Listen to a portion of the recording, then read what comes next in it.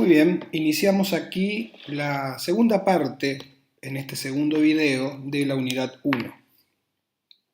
Recordemos que en el video anterior recorrimos la primera parte de este programa en donde vimos los objetivos los objetivos particulares de la unidad y de los contenidos generales y específicos. Hemos visto el primer punto teórico, el de transformaciones técnicas y renovación de los lenguajes, y hemos desarrollado de manera completa el apartado referido a la secesión vienesa con Otto Wagner y Joseph Olbrich y el relacionado con las propuestas en Escocia de la Glasgow School de Charles Rennie Mackintosh. En esta segunda parte y última vamos a ver qué ocurre en Alemania en este momento, recordemos, de principios del siglo XX, a partir de la experiencia de la Deutscher Werkbund y principalmente del arquitecto y diseñador Peter Behrens. Y posteriormente veremos nuevamente en Viena la propuesta de Adolf Loos, en Francia la de Auguste Perret, en Estados Unidos la primera instancia, la primera fase de Frank Lloyd Wright, y vamos a terminar, como habíamos dicho al principio de la unidad 1, con una visión acerca de las posiciones más científicas y pragmáticas que se comienzan a tener respecto a aportar soluciones en el campo del urbanismo. Situémonos en Alemania luego del año 1871, en donde Alemania, a partir del imperio que era, en una de las tantas guerras que se desarrollan en Europa, la pierden precisamente contra Francia. A partir de ahí, de 1871, hay una profunda revisión del sistema político alemán y, sobre todo, esta Alemania, entendida aún como imperio, entiende y acepta que estaba extremadamente ensimismada, cerrada sobre su propia realidad, y que la competencia relacionada a la economía a partir de la revolución industrial, si compara con países como Francia o como Inglaterra, que recordemos tienen siglos de convivencia, de competencia y también de no menos guerras, encuentran que están los alemanes perdiendo el lugar de importancia respecto a la competencia económica. El desarrollo alemán, por entonces, lo que hace a la industria, hacia 1870 aproximadamente, era relativamente bajo si se comparaba con el poderío industrial que ya tenía Inglaterra y también si se compara con Francia. Todo esto llevó a que en el último cuarto de siglo en Alemania haya toda una serie de movidas y de propuestas para tratar de entender y encontrar una salida en el campo del diseño, en el campo de la producción de elementos y objetos para el mercado alemán que respondan a la lógica de la máquina para poder así competir precisamente contra estos dos otros grandes países o imperios. En ese marco, y más ya llegando a fines del siglo XIX y principios del siglo XX, esas disputas teóricas referido a encontrar una salida para que exista un diseño adecuado a los nuevos tiempos, la de la máquina, la de la modernidad, la de las grandes ciudades, la vida moderna en definitiva, pueda encontrar una renovación del diseño a partir de que de entender este diseño y los sistemas productivos precisamente en el marco de la revolución industrial. A principios del siglo XX van a ser, en función de este desarrollo de unos 20 años de discusiones, una propuesta que va a nuclear a arquitectos, artistas y también teóricos para profundizar estas disputas teóricas y poder encontrar una salida a esta situación en lo que se denominó la Deutscher Werkbund, que era una alianza, una especie de alianza de trabajo de estos diseñadores, arquitectos y teóricos alemanes. Y dentro de ese grupo, sin lugar a dudas, va a tener un lugar verdaderamente importante el caballero a quien vemos a la izquierda, que es Peter Behrens. Peter Behrens se puede considerar, si uno se ata a ciertos criterios de los modos convencionales de entender la historia, que ustedes habrán dado cuenta que no son los habituales a los que nosotros proponemos aquí, como uno de los grandes fundadores de la modernidad. Peter Behrens también, aunque esto tiene una importancia más relativa, pero no deja de ser importante como un hecho histórico, una anécdota histórica, y es que en su importante estudio de Berlín a principios del siglo XX van a estar como aprendices suyos, siendo muy jóvenes, trabajando estos tres, junto a otros por supuesto, durante un corto tiempo con él, nada menos que Le Corbusier, Mies van der Rohe y Walter Gropius. O sea, es una especie también de formador de estos arquitectos o estudiantes aún todavía muy jóvenes y que van a tener unos 20 años después una presencia verdaderamente monumental para el desarrollo de la arquitectura moderna. A la derecha lo que vemos es un edificio que se convirtió en emblemático desde entonces para entender estas disputas teóricas y renovación del diseño en Alemania, del mismo modo en que se venía dando en los otros ejemplos que vimos anteriormente, ¿no? Como Escocia, como Viena. En este caso es el edificio de la fábrica de turbinas de la compañía AEG, que es una poderosísima compañía de producción de electricidad en Alemania, pero también de elementos, objetos, todos ellos relacionados con la electricidad. Recordarán ustedes que anteriormente hemos nombrado muy al pasar, a el arquitecto y diseñador belga Henri van de Velde, quien junto con Víctor Horta conforman, ¿no?, esa suerte de renovación de los lenguajes orgánica en el marco de la Einfühlung, ¿sí?, que tiene lugar entre Francia y Bélgica, y que nosotros, como explicamos tanto en la clase inaugural como en esta unidad, no las observamos porque, recordemos, significan ya el punto de caída de la propuesta de ese Art Nouveau, y los que toman fuerza son estos temas, estos arquitectos y estas propuestas que nosotros estamos viendo en esta unidad. ¿Por qué lo nombro a Van de Velde? Básicamente porque va a ser uno de los protagonistas de estas disputas teóricas y que va a estar representada en esa caricatura que ustedes ven a la derecha del caricaturista y dibujante Carl Arnold, que va a publicar esa viñeta a propósito del Congreso del Werkbund alemán, de la Deutscher Werkbund, de 1914. ¿Por qué? Porque en el marco de esta Deutsche Werkbund, que vemos a la izquierda justamente el afiche de lo que fue este congreso del Werkbund alemán, en este marco va a haber una fuerte disputa entre Henri van de Velde y Muthesius, presentando cada uno de ellos, estos dos, una propuesta radicalmente distinta acerca de cómo entender y enfrentar el proceso de diseño en función de los tiempos que corren.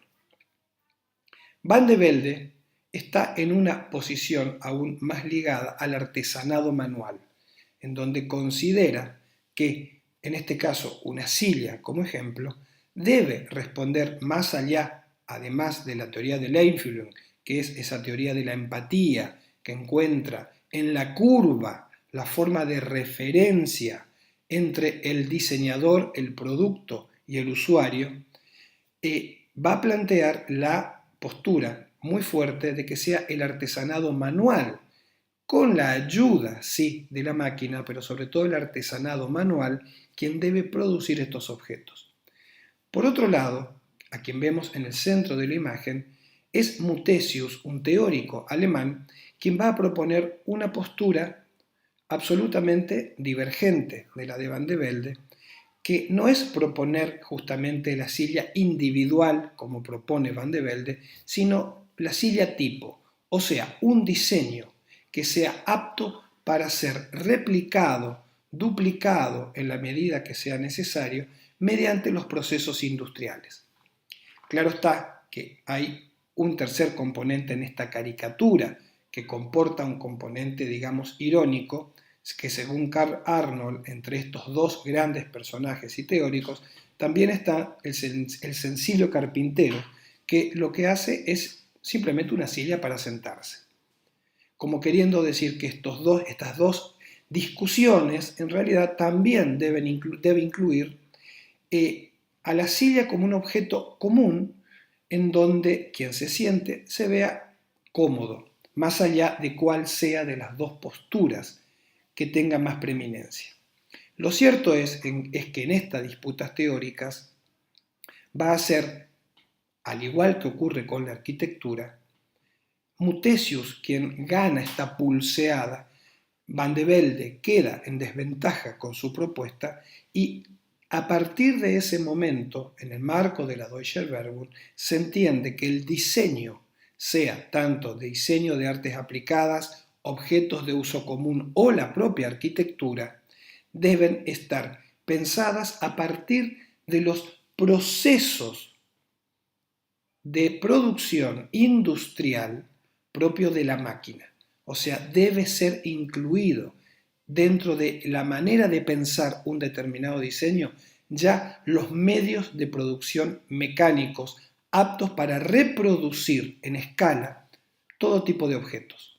Esto va a tener, adelanto ya, adelantándome a la unidad 3, un efecto fenomenal cuando veamos ya en la década del 20 que esta idea de producción en serie va a tener un enorme impacto en el campo de la arquitectura cuando, sobre todo en Alemania, se lleven adelante la construcción de barrios de vivienda en la década del 20 a partir de procesos de prefabricación industrial. En ese marco de disputas teóricas, en donde la tesis de Mutesius, la de la producción en serie que incluya los sistemas productivos industriales, es la que toma fuerza, es donde se inscribe justamente una amplia gama de diseños y propuestas que propone justamente Peter Behrens. Peter Behrens, además de ser como dijimos al principio, un muy importante arquitecto, es también un gran diseñador y en ese sentido es convocado por la fábrica AEG, Allgemeine Elektrizitätsgesellschaft, que es la compañía de electricidad alemana, un monstruo, digamos, industrial alemán por entonces, que no solo produce electricidad, no solo produce turbinas para la producción de electricidad, sino también producciones tales como bombillas de luz, los focos de luz o ventiladores. O sea, todos aquellos objetos, elementos funcionales que se relacionan con la electricidad. Ahora bien, hay que ver también que esta postura de avanzar hacia un diseño industrial en el verdadero sentido del término va a estar imbuida también por el propio espíritu estético de la época. En Alemania, que por entonces, hacia 1914, recordemos, está a punto de iniciarse la Primera Guerra Mundial y en el marco de las vanguardias, justamente que ya están presentes en gran parte de Europa, las vanguardias artísticas, en Alemania va a tener una fuerte presencia el expresionismo. El expresionismo, del cual no nos vamos a extender en demasía ahora, pero ustedes perfectamente pueden y deben consultarlo en la bibliografía propuesta acerca de qué fue el expresionismo. Dentro de esta tendencia vanguardista, el expresionismo va a encontrar al menos dos vías de expresión, valga la redundancia. Una de ellas va a estar fuertemente planteada en una primera instancia por un fuerte misticismo. Un misticismo que hunde sus raíces también en las tradiciones germánicas del medioevo, pero que a principios del siglo XX, en el marco de la modernidad, va a entender ese misticismo representado por un material básicamente que es el vidrio y por una condición que no es física, pero sí visible, aunque en un sentido más místico que funcional, que es la luz. Luz y vidrio se relacionan, claro está, para dar origen y sentido tanto a la arquitectura como a objetos. Y es así que vemos en algunas de las propuestas de diseño que vemos acá de Peter Behrens cómo ese sentido de la luz y del cristal está presente. En primera instancia, observemos la pequeña figura en esta diapositiva que está en el centro de la imagen arriba. Es el logo en blanco y negro de la AEG, o sea, el logo de la fábrica. ¿Por qué tiene esa forma de ser hexágonos que se relacionan entre sí? Porque hace alusión precisamente a lo que es la molécula del cristal, ¿sí? La molécula del cristal. Parte de esa idea mínima del cristal, que tiene una fuerte relación, claro está, dijimos recién, con el expresionismo de la época, y esa idea de la luz y el cristal va a estar presente, por ejemplo, a la derecha del logo para el diseño gráfico, claro está, para mostrar los productos, como en este caso un foquito, ¿sí? Una lámpara de vidrio, nuevamente está presente el logo y la esencia del vidrio y la luz. Y eso se hace aún mucho más evidente en el afiche publicitario que vemos a la izquierda, en blanco y negro, en donde más allá de que el centro de todo es ese foco que emite luz, ese diseño en blanco y negro tiene una profunda connotación mística también. Acá la luz no es solamente una luz funcional, sino una luz de características místicas. Y si vemos, partimos de la base de esos diseños en el marco de esta fábrica AEG y en donde encontramos el talento diseñador de Peter Behrens, vamos a ver que saltamos a otra escala del diseño gráfico a la arquitectura en esta obra que es fundacional de lo que se va a empezar a denominar de acá en adelante arquitectura moderna. Y es la fábrica de turbinas para la producción de electricidad que la compañía AEG tiene en Berlín. ¿Por qué este edificio es tan importante? Porque es entender la arquitectura, y en este sentido para una fábrica, a partir de las respuestas concretas que propone Peter Behrens, que son adecuadas para las funciones que se desarrollan en su interior. En la imagen de la izquierda, fíjense que la foto está sacada desde el ángulo, en donde podemos ver la fachada principal y ese largo lateral en donde nos hace entender que se desarrolla la nave principal de esta fábrica. Observemos por un momento, y para eso nos sirve tanto la imagen de la izquierda como la de la derecha, observemos esa fachada. Es absolutamente simétrica, recordemos que estamos en un momento en que nos movemos entre la tradición y la ruptura. Está controlada esa fachada por un poderoso y muy claro eje de simetría central y que a partir del cual hacia un lado y hacia el otro se desarrollan de manera igual las diferentes partes constitutivas de la fachada, que vemos cómo la esquina toma una preeminencia muy importante, pétrea, ¿sí? Muy fuerte, muy poderosa, dando estabilidad visual en el lenguaje a esta obra, y que hacia la fachada o al lateral luego se desarrollan grandes superficies vidriadas. Aquí el vidrio, nuevamente el vidrio, en el marco de esta cultura alemana del expresionismo, tiene una connotación muy fuerte y muy importante. Vemos incluso cómo dispone en la fachada principal ese enorme panel vidriado que aporta luz al interior. Eso lo podemos observar claramente en la foto de la derecha, en donde la manera de colocar ese enorme panel vidriado no es vertical, sino ligeramente inclinado hacia adelante. ¿Por qué hace eso? Para que visto desde afuera no actúe como espejo, sino que al cambiar el ángulo, tirarlo ligeramente hacia adelante, nos permite tener una visión distinta y que no se transforme en un espejo por el reflejo si estuviera exactamente perpendicular. ¿Eso qué implica? Un conocimiento del vidrio, no solamente como material constructivo, sino algo que va más allá, de los efectos visuales que produce el vidrio.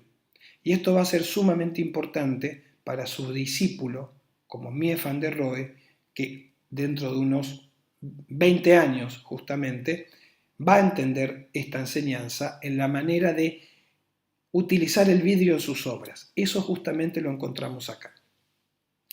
Si volvemos la vista a la foto de la izquierda, miren ahora ese lateral, esa pared lateral muy larga que nos hace entrever que ahí detrás, adentro, está la gran nave industrial. ¿Cómo es esa pared lateral? Literalmente acero y vidrio. Pero fíjense que ese acero y vidrio que permite una enorme iluminación funcional en el interior de la fábrica está organizada a partir de una modulación muy estricta y muy regular.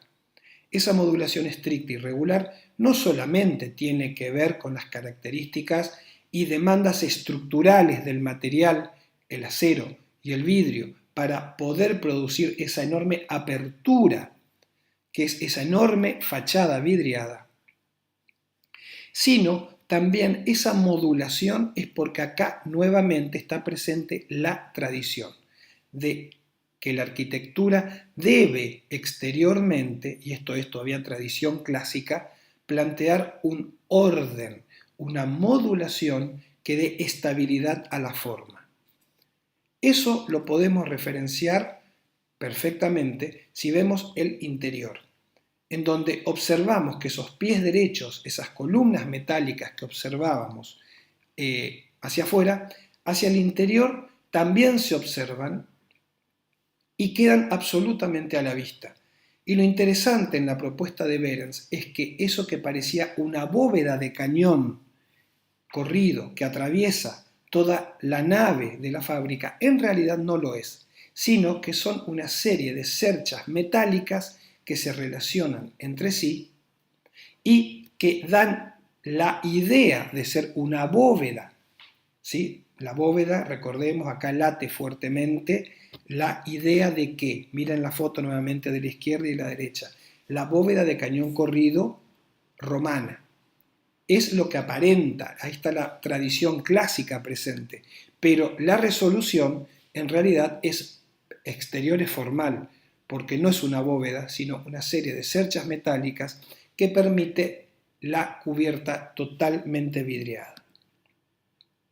Y decíamos del orden clásico, de que la fábrica se comprende desde un solo punto de vista, que es el ángulo de fachada, en donde tanto hacia adelante como la pared lateral encontramos ese orden regular en los pies derechos metálicos, los forjados metálicos, dando esa estabilidad clásica. Fíjense que, salvando las distancias, es casi como si estuviéramos viendo una referencia del Partenón de Grecia, en donde los principios que acabo de describir están presentes ahí. El Partenón, en la Acrópolis griega, el Partenón se lee perfectamente desde un solo punto de vista, el ángulo. Uno reconstruye a partir de esa fachada y de ese lateral la totalidad de la obra. Lo mismo pasa con la fábrica AEG. Y si en la fábrica AEG vemos ese orden tan estable, tan regular y tan modulado en el lateral, vemos que lo mismo ocurre en la Acrópolis. O sea, nuevamente acá la tradición clásica está presente, muy, muy presente, en el diseño de Peter Behrens de la fábrica AEG, pero no significa, y esto es muy importante, una copia del pasado.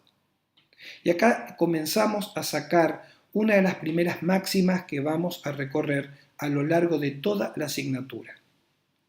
No aprendemos la historia para copiarla. La historia no se estudia para copiar lo que ha ocurrido. Se estudia la historia para rescatar la memoria de los hechos acontecidos. La memoria es traer justamente hechos al presente pero no como copia del pasado, sino como una actualización de los recursos del pasado. Eso, fíjense, Peter Behrens lo entiende perfectamente. Nadie duda que la obra de Peter Behrens es absolutamente moderna, pero también fíjense cómo la enseñanza de la historia, en este caso de la Grecia clásica, late en esta obra y le otorga un sentido de orden.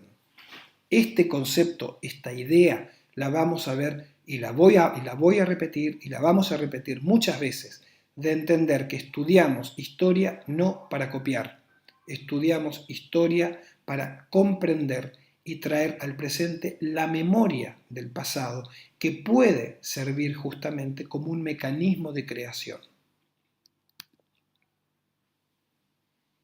De Alemania nos vamos muy cerca nada más a Francia para ver otras de las experiencias que nos sitúan entre la tradición y la ruptura de principios del siglo XX, como estamos viendo a lo largo de esta unidad 1. En este caso vamos a ver muy rápidamente, pero no por eso menos importante, un par de obras del ingeniero francés Auguste Perret. Perret va a ser, sin lugar a dudas, a principios del siglo XX, y su obra se va a extender hasta casi la entrada a la década del 60, porque pareciera sino que estamos hablando de alguien que queda anclado a este momento, pero va a tener una obra muy vasta, hasta fines de los años 50 en realidad, en donde el hormigón armado va a tener una preeminencia muy fuerte, muy presente. Auguste Perret va a ser el gran maestro del hormigón armado. Y eso es lo que le otorga a él un enorme sentido y una enorme presencia en la historia de la arquitectura moderna. Recordemos que el hormigón no es un material nuevo. Ya los romanos conocían el hormigón de otra manera y con otro uso. Lo que sí es novedoso, a partir de pequeñas investigaciones, hechas también por jardineros, fíjense ustedes, a fines del siglo XIX, en unir precisamente el mortero reforzado con el hierro, que es ahí donde nace el hormigón armado, eso Perret lo va a desarrollar de una manera magistral, llevando al hormigón armado como el verdadero protagonista de la arquitectura. Y acá estamos parados en un hecho absolutamente novedoso, casi revolucionario. ¿Por qué? Si vemos rápidamente, que ya vamos a desarrollar la foto de la derecha, que es este famoso garage que va a ser en París, toda la obra es estructura. Todo es estructura, estructura de hormigón armado. Esa estructura está a la vista, por lo tanto es la propia estética de la obra. Esta estructura es la que genera el espacio. O sea, no hay superficialidades, aditamentos ni decoraciones. La propia naturaleza moldeable del hormigón, tanto por los requerimientos físicos y estructurales, como también con las posibilidades que ofrece este material para ser moldeado y alcanzar las formas que el diseñador se proponga, es lo que permite acá el hormigón transformarse desde la estructura en el verdadero lenguaje de la arquitectura. Y eso va a ser clave en este momento de principios del siglo XX y se va a desarrollar, por supuesto, a lo largo de 100 años hasta nuestros días. Esta es justamente esa obra que recién presentamos, que es el famoso Garage de la calle Ponthieu en París de 1905. Acuérdense la máxima que estamos atravesando, que mejor dicho, atraviesa toda esta unidad. Nos estamos moviendo en propuestas que articulan tradición y ruptura, tradición clásica y ruptura moderna. En este caso, si observamos la fachada que tenemos a la izquierda, es muy claro. ¿Dónde está la tradición acá? En los sistemas de control visual de la fachada. ¿Hay eje de simetría? Hay eje de simetría. ¿Hay un intento de una organización tripartita de la fachada en un basamento, en un desarrollo y en un remate? Sí hay. Existe la tripartición clásica. Se busca también un equilibrio entre justamente estas líneas estructurales y los vacíos del vidrio para que a vista del espectador sea equilibrada, sí, y eso también es tradición clásica. Pero por otro lado, acá hay una enorme también ruptura. ¿Por qué? Porque el hormigón armado está a la vista. El hormigón armado no solamente es una estructura de sostén oculta, sino que está a la vista y es lo que nos permite que la visualización de un nuevo lenguaje, un lenguaje renovado a partir de un nuevo uso de este material, tradición y ruptura. Y fíjense también en el acceso principal que está en el medio, en el tramo medio del desarrollo de la fachada, ese rosetón en cristal y acero, que también nos recuerda a qué, a la tradición gótica de los rosetones de las grandes catedrales, que no es copia, pero evidentemente acá hay un eco de esa tradición, un eco de esa historia traída al presente. No es copia, es memoria. Entonces, uno observa exteriormente esta obra y es clarísima, posiblemente una de las más claras, para entender esa relación dual en un equilibrio inestable entre tradición y ruptura. La fachada es clara en ese sentido. Ahora, una vez que ingresamos, vamos a suponer que ingresamos y nos trasladamos hacia el fondo del garage. Nos damos vuelta y miramos hacia adelante. Es lo que tenemos en la imagen de la derecha.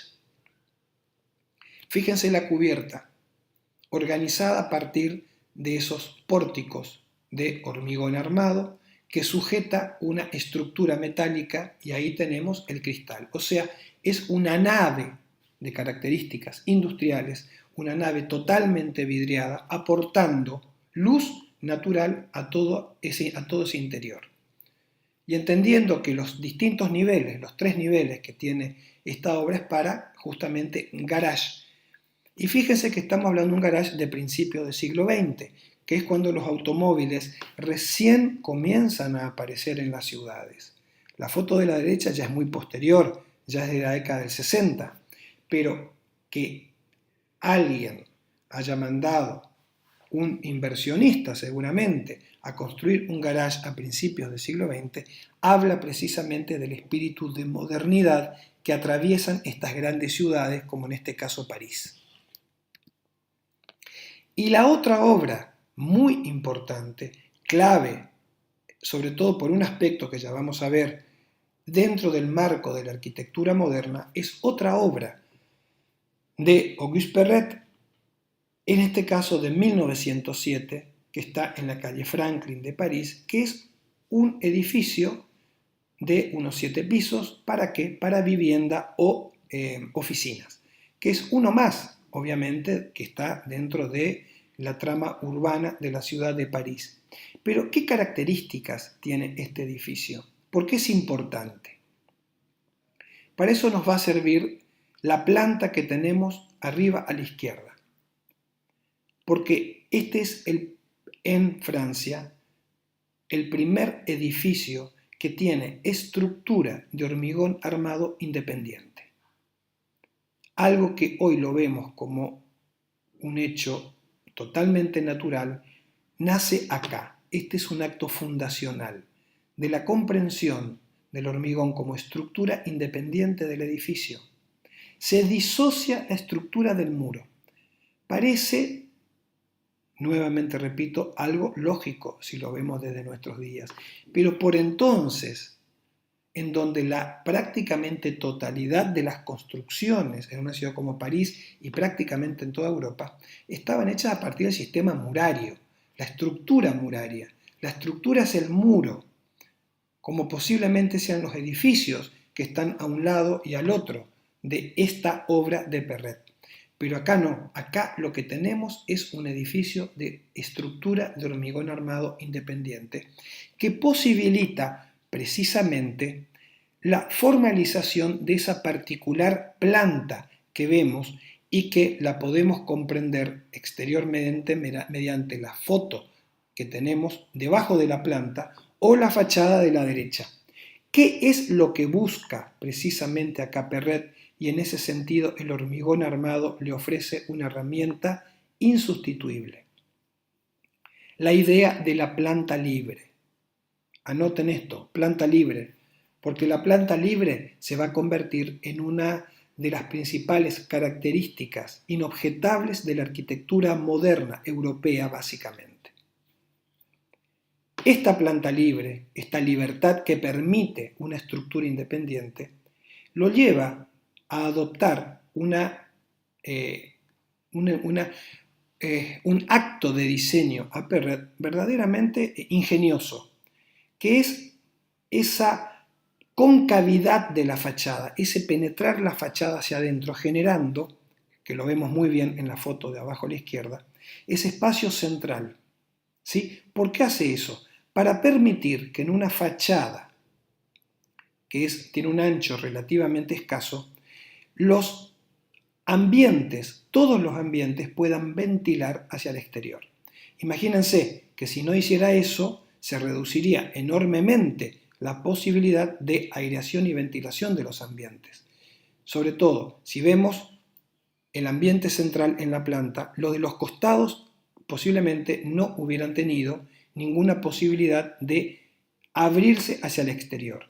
Con esta especie de bow window invertido, sí lo logra, y ahí está justamente uno de los grandes logros de este diseño a partir de la planta libre del hormigón armado. Ahora bien, acá hay una cosa que es importante. Si en esta obra deja el hormigón a la vista, que el hormigón es estructura y también es lenguaje, ¿qué pasa acá? Bueno, acá está oculto y acá también está ese rastro de la tradición. ¿Por qué?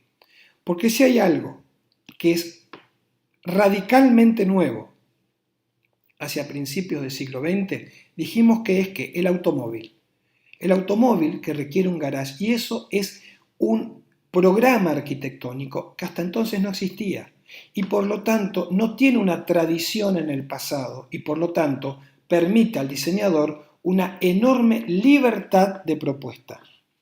Ahora bien, eso ya no es tan sencillo cuando hablamos de un edificio de renta, en donde son oficinas o departamentos en donde habita la gente. ¿Por qué? Porque ya hay una tradición que proviene de siglos atrás, y sobre todo el siglo XIX, en donde esa visión tan cruda, tan realista del hormigón a la vista, aún resulta chocante y no aceptada por la sociedad.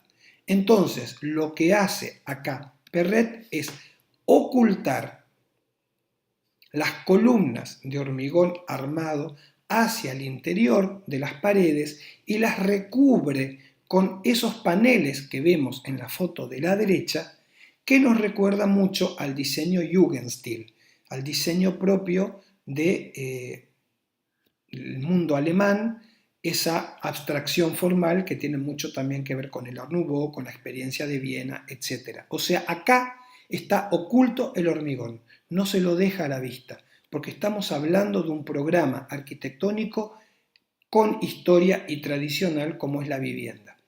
Eso, dicho por supuesto en el marco de la cultura de principios del siglo XX. Y esa relación ambigua a nuestra vista ahora, no para la lógica del momento que tiene Perret respecto a la verdad material del hormigón, va a encontrar, sin embargo, dentro de este campo en donde es la Europa de principio de siglo, en donde todas estas experiencias que estamos observando son conocidas por todos. Los vieneses saben qué está pasando en Bélgica, los belgas saben qué está pasando en Alemania, los alemanes saben qué está pasando en Viena. O sea, hay una interrelación fuerte. ¿Por qué? Porque hay un paradigma que recorre Europa en el campo del diseño a principios del siglo XX, que es ¿cuál? El que estamos diciendo permanentemente en esta unidad. Son propuestas que se debaten entre la tradición y la ruptura.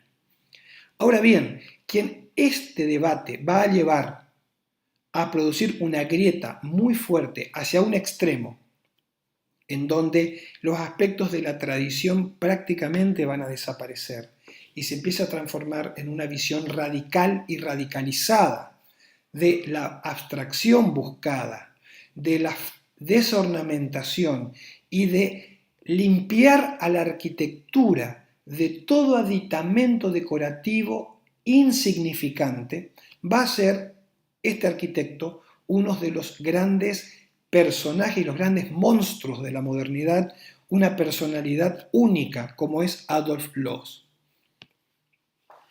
Hay que saber que Adolf Loos va a participar en una primera instancia de las experiencias propias de la secesión vienesa, pero que también posteriormente, y lo dijimos esto hace ya un tiempo en esta unidad, va a terminar a su vez separándose de los separatistas, o sea, va a ser más radical aún que los secesionistas vieneses, ya que él lo que plantea ¿qué es?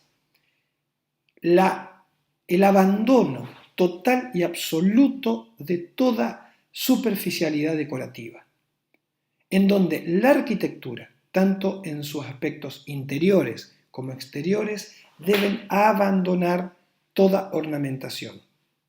Y en eso va a tener una posición absolutamente radical que lo va a llevar, lógicamente también, a una posición muy solitaria en este marco. Solitaria porque va a ser una lucha feroz que va a emprender contra muchos de sus colegas. Adolf Loos era un hombre de una personalidad extraordinariamente avasallante, con un poderío espiritual descomunal. Dicen que en gran medida también debido a su avanzada sordera, que eso lo llevaba a una enorme vida interior. Por eso me gusta mucho esa foto de Adolf Loos que tenemos ahí. Fíjense lo que tiene en la mano. Tiene esa especie de trompeta, parece, ¿no? Bueno, no es una trompeta, es lo que los sordos justamente entonces se ponían en su oído y se abría como una bocina para poder escuchar mejor lo que le dicen. O sea, ahí es donde se ve justamente el carácter de la sordera avanzada que tenía Loos.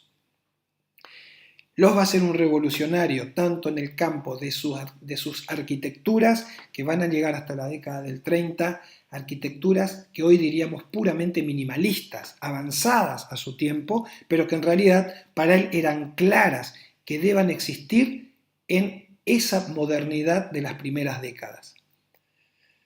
Pero también Adolf Loos va a ser un fuerte propagandista de sus propias ideas, un crítico feroz, descomunal y descarnado para la defensa de sus ideas, que sin ningún tapujo va a atacar con su pluma, con su escritura, hasta incluso violentamente a muchos de sus detractores. Y a la derecha, ¿qué vemos? Posiblemente su obra más emblemática, podríamos decir una especie de Big Bang en la historia de la arquitectura moderna, que es la Villa Stein, construida en Viena en 1907. Una obra que vemos ahí, esa es la contrafachada de la casa, de una pureza, de una desornamentación total y de una radicalidad formal sin precedentes.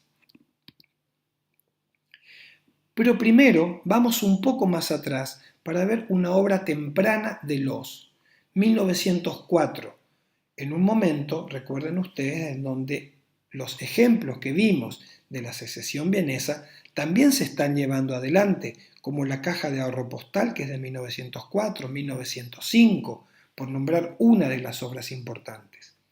En este caso, es una vivienda diseñada por Adolf Loos, la Villa Karma, en la localidad suiza de Montreux, en 1904. Es interesante la fachada que estamos viendo en la foto principal de la izquierda. Fíjense lo que es un volumen purísimo, sin decoración, una pared enorme, un muro enorme, desnudo, puro. Ahí que tenemos una ruptura descomunal con el orden clásico, no hay lugar a dudas, pero hay tradición, claro que hay tradición. ¿Hay eje de simetría? Hay eje de simetría.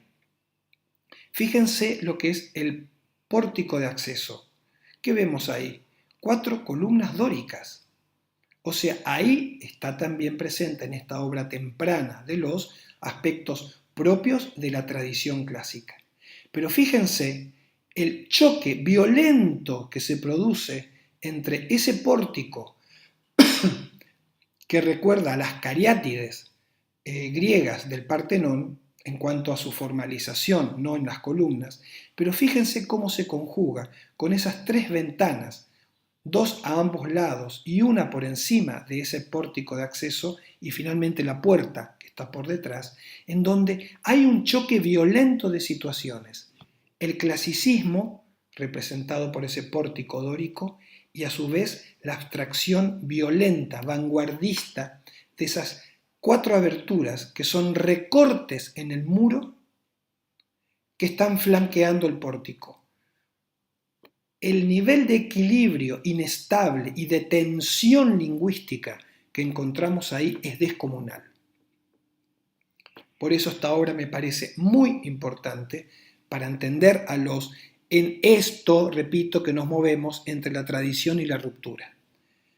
O vemos un lado posterior de la casa, de la villa, que vemos arriba, justamente, en la foto de arriba, en donde hay un intento también de qué, de control de diseño mediante una modulación, la tradición, pero miren lo que son los muros, o lo que, más que muros, los llenos, que son pocos en comparación con los vacíos, que es muro totalmente blanco y desprovisto de todo intento de clasicismo. Si bien miren que la obra remata en esa especie de pérgolas que actúan a ese nivel como justamente un cornizamiento lingüístico, como el remate del edificio, nuevamente la clasicidad. Este es el interior de la Villa Karma, de esta obra que estamos viendo de 1904. Fíjense el enorme, brutal contraste que hay entre ese exterior totalmente blanco, puro, despojado, a el interior netamente casi expresionista, podríamos decir, en donde fulguran colores, los dorados, los mármoles, los blancos y los negros. Esta divergencia tan fuerte se debe a que los materiales que usa en el interior no es que los usa solamente por sus cualidades pictóricas, los colores que tienen, sino porque, y ahí viene el punto de la segunda parte del título, ya entendimos que es la desornamentación crítica, ahora hablamos de verdad material.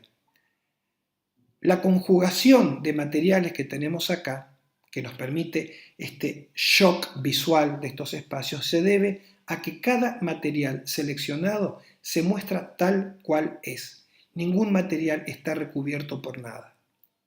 El mármol, con esas vetas rojizas, es mármol tal cual se corta en la cantera y se coloca en obra.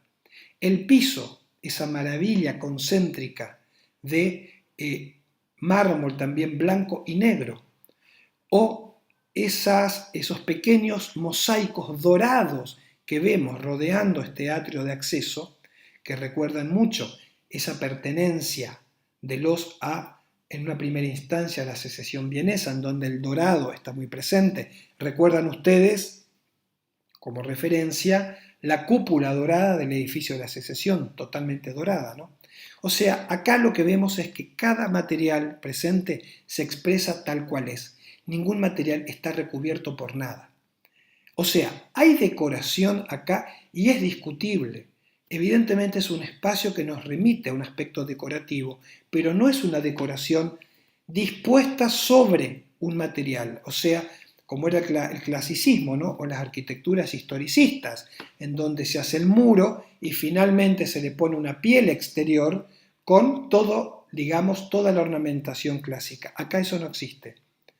Acá esta cualidad se logra, que ustedes ven, a partir de la verdad visual y técnica de cada material empleado. Ahora bien, entendiendo esta obra temprana de 1904 de Loos, observamos la obra paradigmática de Loos en Viena de 1907. Si observamos estas dos imágenes, lo primero que decimos es que estamos hablando de dos obras diferentes. Sin embargo, es la misma obra. La fachada de acceso a la casa es la que vemos a la derecha. ¿Por qué? Porque es un nivel de calle superior. Se accede a un nivel superior en esta obra y, sin embargo, si la vemos por detrás, es lo que vemos en la foto de la izquierda, en donde el terreno entra en un proceso de desnivel hacia abajo. Pero, sin embargo, más allá de eso, de manera consciente, adopta la postura de generar para cada una de las 4 fachadas, porque es un edificio de perímetro libre, adopta, decía, que para cada una de las fachadas de esta obra, una formalización distinta, que responde ¿a qué? A las demandas de uso interior de la obra. Nuevamente acá una ruptura muy fuerte respecto a la arquitectura del pasado. En la foto de la derecha, el acceso, que se entra por un nivel superior, pareciera que la obra es más pequeña, ¿no? Y fíjense, hay eje de simetría, hay eje de simetría. Ahora, observen las pequeñas aberturas, las pequeñas ventanas que tenemos con el auto rojo como referencia, las aberturas que tenemos a un lado y al otro del acceso. ¿Son iguales? No, son diferentes. Son diferentes. O sea, acá hay un grado de conciencia por parte de los en que hay un control clásico con herramientas de diseño clásico, como es la simetría, pero a su vez está jugando con la ruptura de esa simetría, disponiendo aberturas distintas. Sin embargo, si vamos a la contrafachada, que es lo que tenemos a la izquierda, que es la imagen más poderosa y más conocida de esta casa, encontramos nuevamente eje de simetría, sí, muy fuertemente marcado. Pero sin embargo acá las aberturas son todas iguales a uno y otro lado. Pero claro, por otro lado, esa clasicidad se ve también atacada por precisamente esa brutal desornamentación. No hay referencias históricas de ningún tipo. Es el muro como una abstracción en donde las aberturas se recortan en él y generar simplemente aberturas que están siendo necesitadas para funciones internas. Desornamentación crítica absoluta. Fíjense acá a la izquierda otra de las, podríamos decir, fachadas laterales de la obra. ¿Sí? Fachadas laterales de la obra. En donde, fíjense ustedes, acá precisamente la ruptura con el orden clásico está muy presente, esa ruptura.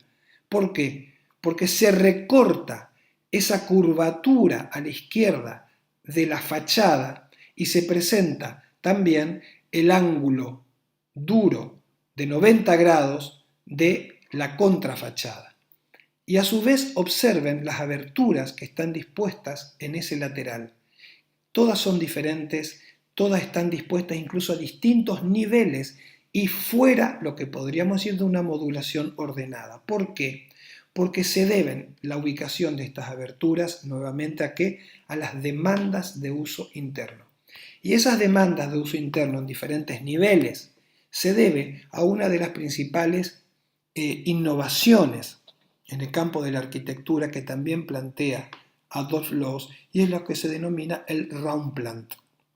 ¿Qué es Raumplan?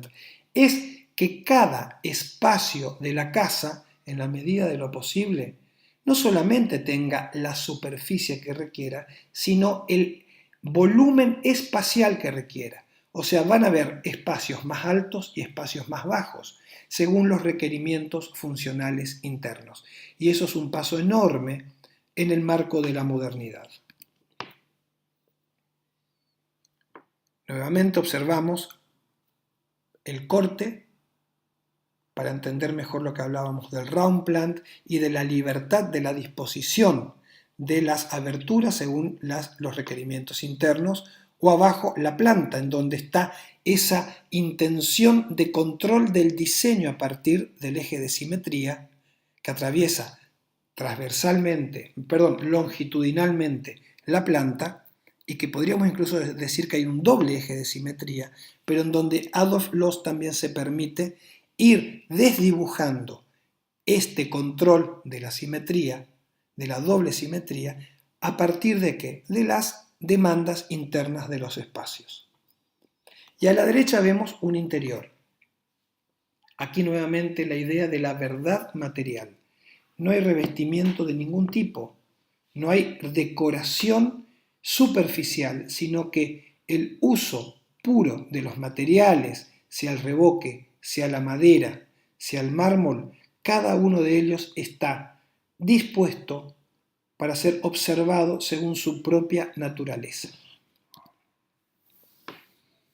Y finalmente, para terminar la parte de arquitectura, vamos a saltar el Océano Atlántico, vamos a salir por primera vez de Europa y vamos a observar la obra temprana de un por entonces joven, podríamos decir arquitecto, aunque obviamente no estudió en la Facultad de Arquitectura, nunca tuvo el título de arquitecto, lo cual nos lleva a entender que la arquitectura, además de un título universitario, es una profesión, es un oficio en algún punto. Y ese claro ejemplo está en Frank Lloyd Wright, que muy joven se forma con Louis Sullivan para que también muy joven se larga a la aventura de plantear su propia visión de la arquitectura. Frank Lloyd Wright es un caso único y extraordinario y monumental en el marco de la arquitectura moderna, ya que es uno de los pocos arquitectos norteamericanos que va a desarrollar una idea absolutamente radical, novedosa, de ruptura con el pasado en Estados Unidos, pero también, claro está, integrando aspectos de su propia tradición. Y el concepto de tradición para Wright tiene muy poco que ver o nada con el concepto de tradición que vimos en Europa. Mientras en Europa el concepto de tradición está marcado por la tradición clásica que viene desde Grecia y Roma en adelante, eso no existe en Estados Unidos, ya que Estados Unidos es una sociedad nueva, en donde, claro está, se llevan construidos edificios también de características neoclásicas, mucho en todo Estados Unidos, que tiene que ver con la formación típica del siglo XIX. Sin embargo, Wright va a construir sus propias tradiciones a partir de sus propias elecciones personales. Lo que vemos a la derecha es una de las primerísimas obras planteadas por Wright a principios del siglo XX, nosotros la vamos a nombrar nada más acá. ¿Por qué? Porque es la que va a dar a Wright su espaldarazo a nivel internacional siendo muy joven, que es el Hotel Imperial de Tokio. Una obra que lo que hace es rescatar elementos de distintas tradiciones, pero no clásicas, pero sobre todo va a ser importante esta obra. ¿Por qué? Porque Wright sí estudió unos pocos años de ingeniería. Y en ese sentido, Wright era un verdadero maestro en el diseño estructural de sus edificios. Y eso lo llevó a que este edificio, que ya no existe, haya soportado sin ningún problema un fortísimo terremoto en Tokio, en donde gran parte de la ciudad fue destruida. Sin embargo, este edificio se mantuvo en pie, ya que la estructura diseñada por Wright ya era adelantada a su tiempo y ya integraba en su lógica la posibilidad de los sismos. Este Wright, que se forma con Louis Sullivan, que es uno de los grandes renovadores de la arquitectura de un sentido conservador aún en Estados Unidos, sobre todo en Chicago. Se forma con el Wright, va a aprender mucho de él, sobre todo el concepto de arquitectura organicista que ya vamos a ver. Este primer Wright plantea también, y esto es muy importante que lo consideren y lo tengan en cuenta, una fuerte aproximación a este universo de la máquina, de la modernidad. Estados Unidos es un país todavía joven a principios del siglo XX. Debemos pensar que su organización interna como país tiene apenas, si bien es un país independiente desde fines del siglo XVIII, Estados Unidos recién encuentra su configuración que lo lleva casi a lo que entendemos hoy por Estados Unidos recién a fines de la década de 1870, luego de la Guerra de Secesión o la Guerra Civil norteamericana, entre el sur y el norte. Bueno, finalmente ganó el norte, como ustedes saben, parte de la historia, y a partir de ahí recién Estados Unidos empieza a organizarse como un país, en donde la industrialización aún era muy relativa y que estaba incluso muy por debajo de los estándares que podía manifestar el Reino Unido, Alemania o Francia. Sin embargo, Wright en este contexto, y por eso digo lo que acabo de decir, va a hacer un fuerte apoyo y una fuerte defensa de la modernidad entendida a partir del concepto de progreso y de máquina. Fíjense si no, cómo ya en 1901 Wright pronuncia ese discurso en la Sociedad de Artes y Oficios de Chicago, en una conferencia que se llamó El arte y oficio de la máquina, que hasta podríamos decir anticipa en algunos años al discurso que muy poco tiempo después, unos 8 años posteriormente, van a tener los futuristas italianos en cuanto a esta adopción poética de la máquina en la vida moderna.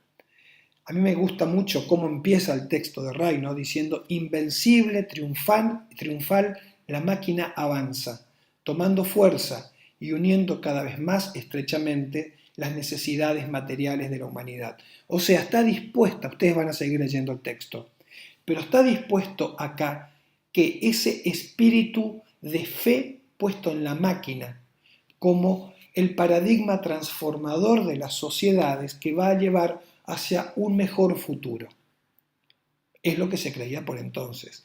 Y tanto es así que Wright también a principios, incluso un poco más adelante, en el siglo XX, lo va a llevar a diseñar, por ejemplo, vehículos o automóviles, como vemos a la izquierda, adelantándose una vez más a los futuristas italianos que van a encontrar en el automóvil precisamente y en la locomotora y en las motocicletas elementos de una belleza moderna. Bueno, acá ven ustedes que Wright se anticipa en esto y es importante tenerlo en cuenta porque muchas veces sin fundamento, y tengan cuidado con esto, lo que voy a decir es muy importante, muchas veces sin fundamento se lo ve a Wright como un arquitecto romántico que desprecia el universo de la máquina. Al contrario, Wright es un arquitecto que tiene al maquinismo como un elemento muy fuerte, muy presente en su arquitectura, pero no en el plano estético,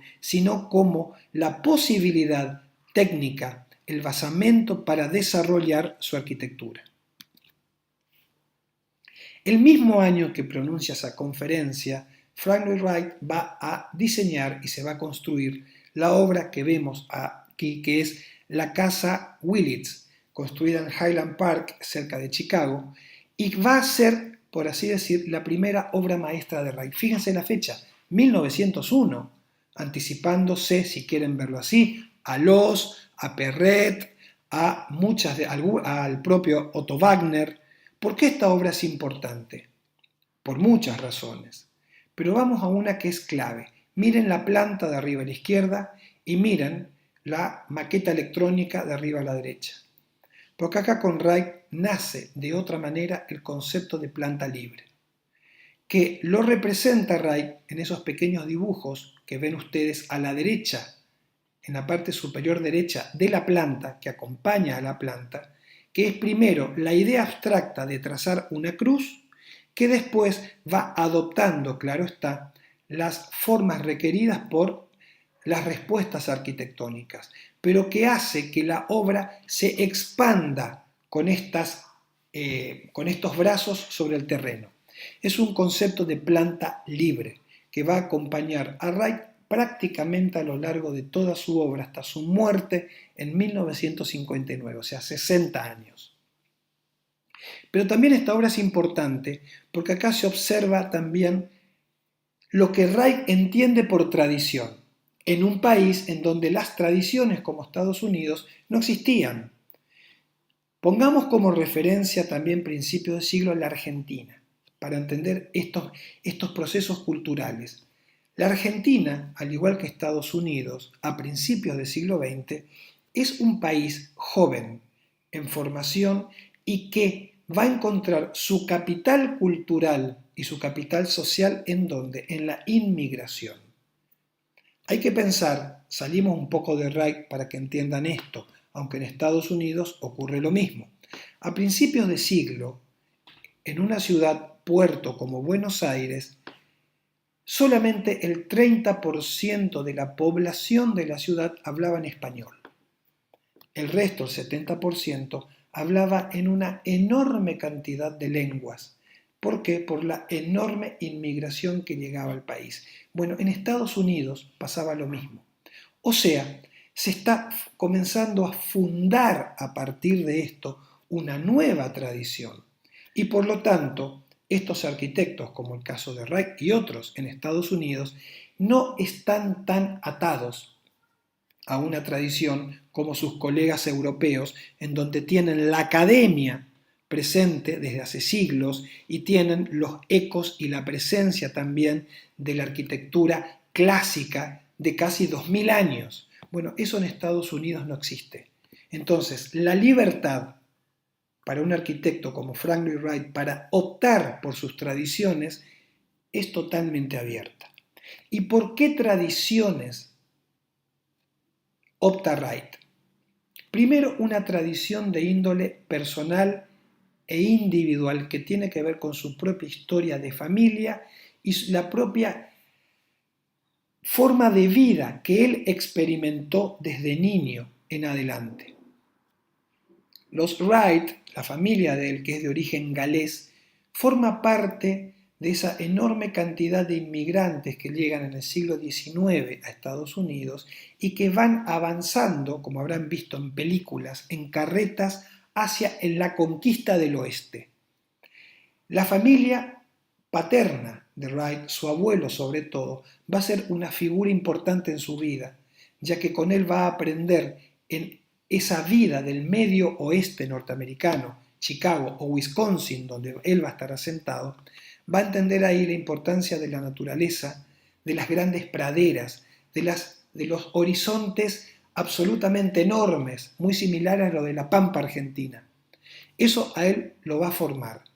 Y también que la tradición de las construcciones, de la forma de vida, de las cabañas y de las casas de esos pioneros. O sea, lo que vemos en la casa Willits justamente es la ausencia de tradición clásica. Pero por otro lado también, fíjense que es una obra que tiende a la horizontalidad. Eso está muy fuerte, muy marcada. Miren la foto, miren también la maqueta electrónica, por sobre todo los techos que se hacen muy visibles. La proporción de la casa es como si tiende a achatarse hacia el piso, a juntarse con la línea de tierra y a partir de ahí a proyectarse al horizonte.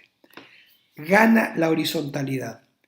Fíjense la amplitud de los aleros del coronamiento de la techumbre superior de la casa, que actúa también como un cornizamiento, que tiende a achatar la casa, esos amplios aleros, que ahí la tradición que toma Ray, ¿cuál es? La tradición de la arquitectura japonesa en lo que hace a la vivienda japonesa.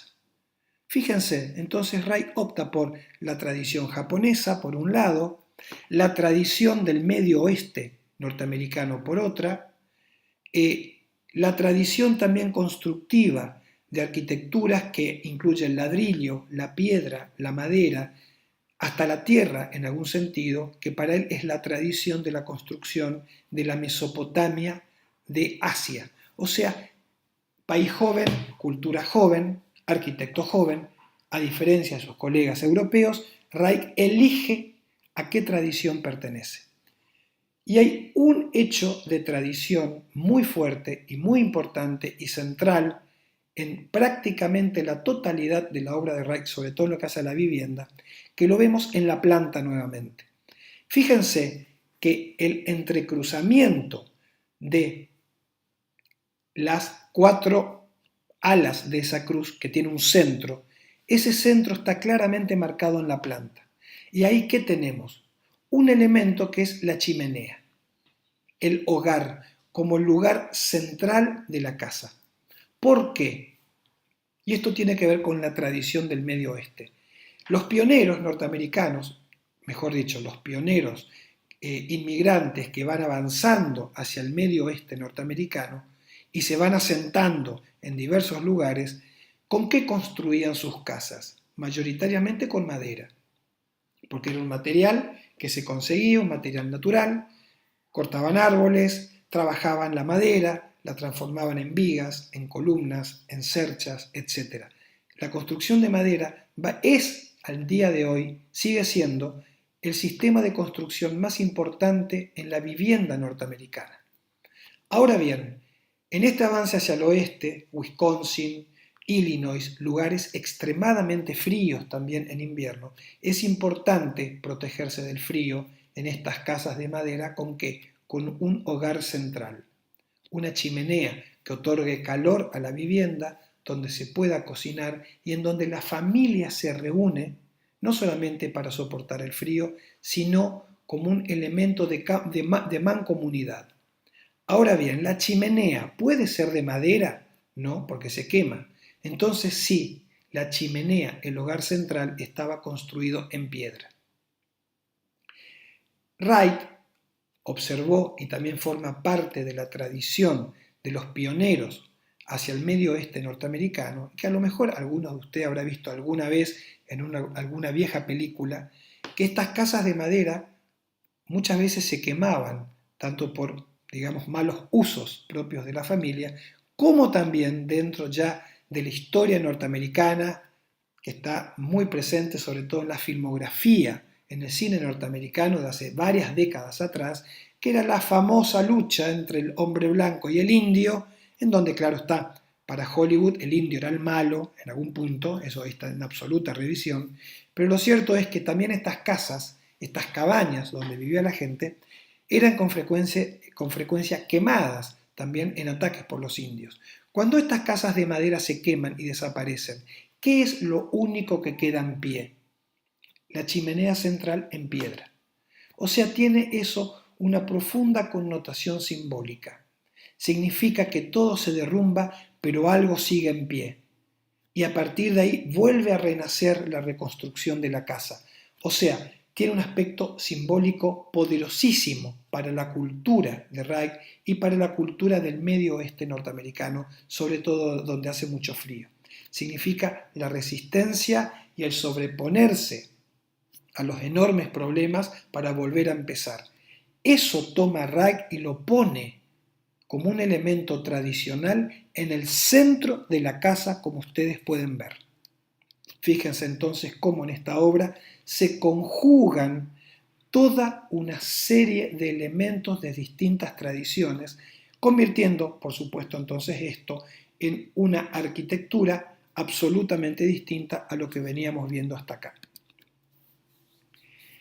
Reich, siendo, digamos, estamos a principio de siglo, Reich tiene por entonces, poco más de 30 años.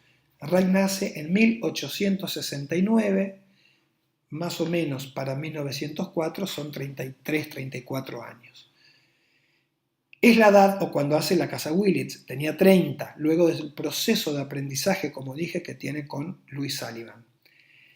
La Casa Willits, ya vimos recién, la importancia fundacional que tiene en la arquitectura de Reich, y vamos a ver rápidamente algunos otros edificios que son muy importantes para entender esta primera fase de la arquitectura de Frank Lloyd Wright, que está siendo absolutamente contemporánea a lo que estamos viendo en Europa. Esto no viene después, esto ocurre al mismo momento de lo que pasa en Europa. Acá tenemos el edificio Larkin, construido en la ciudad de Buffalo en 1904. ¿Qué observamos acá? Un edificio adusto, poderoso en sus formas, muy centrado sobre sí mismo, aunque trabajado el exterior para que existan estas entrantes y salientes que nos den la idea justamente de que la obra no es totalmente estable en cuanto a su muro exterior, sino que busca a partir de acá lentamente la ruptura de esa caja muraria. Ahora, vean la planta que tenemos abajo. ¿Hay ahí tradición clásica? Sin lugar a dudas. El edificio en su planta plantea un doble eje de simetría clarísimo, que recuerda también el sistema de planta basilical romana. Arriba a la derecha un dibujo donde se observa justamente un lateral, como vemos también a la izquierda en la foto, que se observa el lateral, con ese volumen más bajo a la derecha, que es lo que marca el acceso principal, como vemos en la planta en el dibujo de la parte superior. Este edificio, Larkin, en Buffalo, 1904, es un edificio de oficinas. ¿Qué va a decir anteriormente a este edificio también, en 1901, Frank Lloyd Wright? Va a decir, el rascacielos de oficinas moderno es la pura y simple máquina. Nuevamente la idea de la máquina llevada a la arquitectura, anticipándose en aproximadamente 20 años a lo que va a decir posteriormente Le Corbusier, que va a ser en Europa en la década del 20 el gran precursor, junto con Gropius y otros arquitectos, de esta idea del maquinismo como representación arquitectónica. Vemos dos fotos. La de la izquierda es la que observamos ahí toda la serie de escritorios con estos trabajadores que se sitúan en las naves laterales a la nave central que vemos en la foto. Y esa nave central, fíjense que es un enorme vacío que atraviesa todos los niveles del edificio para que ese vacío permita una entrada de luz natural cenital que atraviesa todos esos niveles, iluminando la totalidad del interior. Ahora, fíjense que esa diafanidad, esa luz que vemos en el interior del edificio, cómo es casi una contradicción cuando vemos desde afuera que el edificio prácticamente no tiene ventanas. Uno diría que es un edificio casi una cárcel, ¿no? Cerrado sobre sí mismo. Y es que en realidad Wright siempre, desde esta obra en adelante, va a plantear que su arquitectura no tiene una mayor relación de visión con la ciudad. Wright va a ser un fuerte crítico de la arquitectura en la ciudad moderna. Por eso los edificios que va a diseñar para las ciudades se cierran, generan una vida interior propia como vemos acá. Además, en este edificio en altura, vemos una fuerte idea maquinista que tiene que ver con la funcionalidad, en donde en las plantas más bajas, las plantas inferiores, como vemos en la foto de la derecha, tenemos atención al público, por supuesto, y en la medida que vamos subiendo en escala, vamos teniendo distintas funciones, hasta llegar al último piso, que es donde están los despachos de los directivos de este edificio. O sea, una clasificación en altura de categorías y jerarquías. Otro edificio muy importante y que fíjense ustedes guarda cierta similitud con el edificio Larkin que vimos recién, es un edificio de un año después, 1905, construido en la ciudad de Chicago, que aún existe, que es el Unity Temple, el templo unitario. El unitarismo es una, digamos, una secta, pero no una secta en el sentido oscuro que nosotros entendemos hoy, sino que es una, digamos, religión que se desprende de otras, que es a la cual adscribe y está presente Frank Lloyd Wright, y que para esta iglesia, justamente el templo unitario, Wright va a hacer el diseño. Esta idea de que Wright participe de una corriente religiosa que se llame el unitarismo, lo único, lo uno, o mejor dicho, el uno, la unidad, es lo que se va a referenciar fuertemente y está presente en su visión filosófica de la arquitectura. Y ahí viene el título Miren el título que está en la parte superior de la diapositiva, que habla de sistema organicista.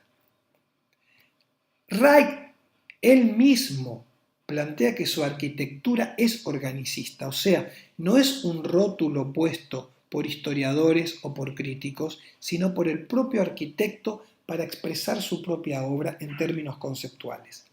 Y esto es muy importante que lo tengan en cuenta, porque está muy extendida una visión falsa de lo que es la arquitectura orgánica.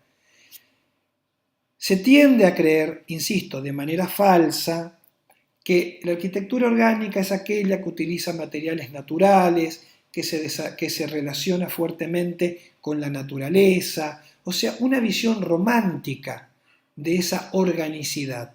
Pero estamos viendo acá edificios fuertemente urbanos, que nada tienen que ver con la naturaleza. Pero tiene que ver, por lo tanto, sí, el sentido de lo orgánico en un sentido de unidad y mancomunidad. ¿De qué? De diferentes aspectos, en este caso de la arquitectura, que se interrelacionan entre sí para formar un cuerpo único. Aquí vale la analogía o la metáfora con el cuerpo humano. Nosotros, como cuerpos humanos, como cuerpos que tenemos, somos una sumatoria de sistemas, sistema nervioso, sistema digestivo, sistema respiratorio, sistema circulatorio, etc. Tenemos distintos órganos interiores que responden ¿a qué? A esos sistemas.